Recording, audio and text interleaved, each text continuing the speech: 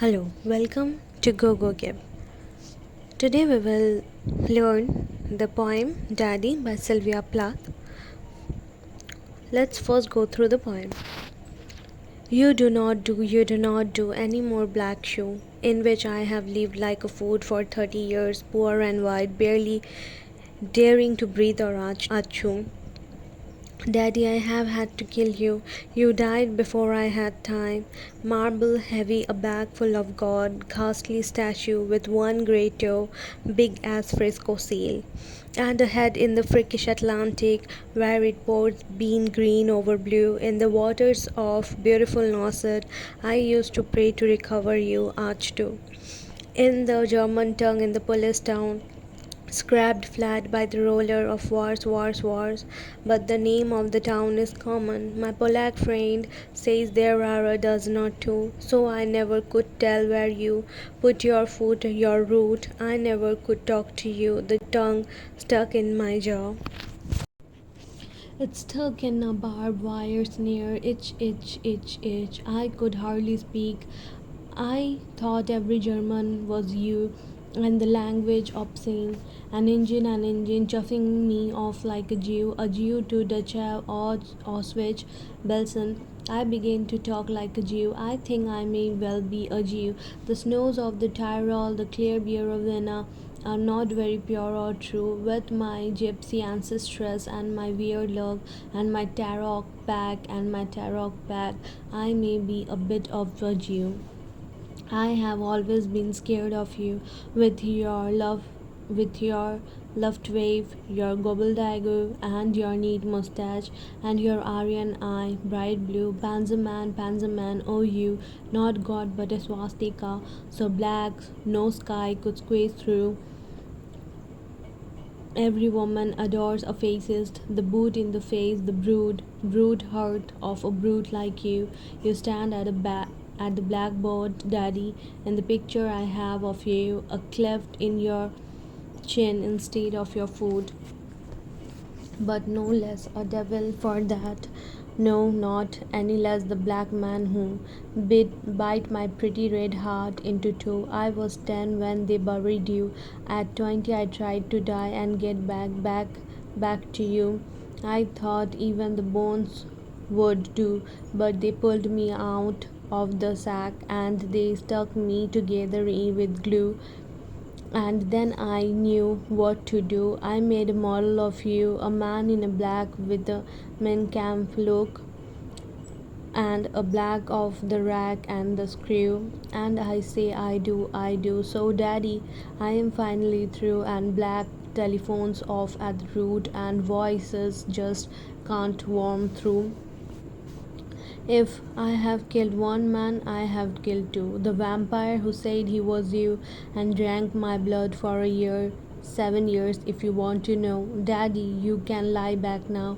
There's a stake in your fat black heart, and the villagers never liked you.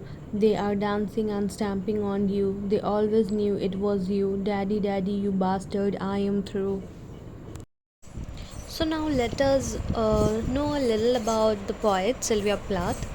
Sylvia Plath was an American novelist and a poet. Plath met and married British poet Ted Hughes. Although the two later split, the depressive Plath committed suicide in 1963, garnering accolades after her death for the novel The Bell Jar and the poetry collection The Colossus and Area. In 1982, Plath became the first person to win a posthumous Pulitzer Prize. Plath was born on October 27, 1932 in Boston, Massachusetts. Plath was a gifted and troubled poet, known for the confessional style of her work. Her interest in writing emerged at an early age, and she started out by keeping a journal. After publishing number of works, Plath won a scholarship to Smith College in 1950. So now let's see the explanation of the poem. So in the first lines, the speaker reveals that the subject of whom she speaks is no longer there. This is why she says and repeats, "You do not do." The following line is rather surprising as it does not express loss or sadness. On the contrary, it begins to reveal the nature of this particular father daughter relationship. The speaker compares her father to a black shoe. It seems like a strange comparison until the third line reveals that the speaker herself has felt like a foot that has been forced to live 30 years in that shoe. The food is poor and white because for 30 years it has been suffocated by the shoe and never allowed to see the light of day. The last line in the stanza reveals that the speaker felt not only suffocated by her father but fearful of him as well. In fact, she expresses that her fear of him was so intense that she was afraid to even breathe or sneeze. So, next we see the speaker reveals her own personal desire to kill her father. The first line states, "I have had to kill you." The next line goes on to explain that the speaker actually did not have time to kill her father because he died before she could manage to do it. She does not make this confession regretfully or sorrowfully. Rather, she calls him a bag full of God, which suggests that her view of her father as well as her view of her God was one of fear and trepidation. She describes himself as a ghastly statue with one great toe big as a fresco seal. Her description of her father as a statue suggests that she saw no capacity for feeling in him. A fresco seal refers to one of the sea lions that can be seen in San Francisco. When she describes that one of his toes is as big as a seal, it reveals to the reader that how enormous and overbearing her father seemed to her. He was hardened without feelings, and now that he is dead, she thinks he looks like an enormous, ominous statue. Next, the speaker describes the gorgeous scenery of the Atlantic Ocean and the beautiful area of Nauset.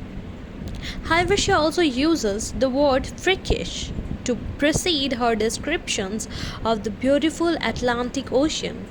This reveals that even though her father may have been a beautiful specimen of a human being, she knew personally that there was something awful about him.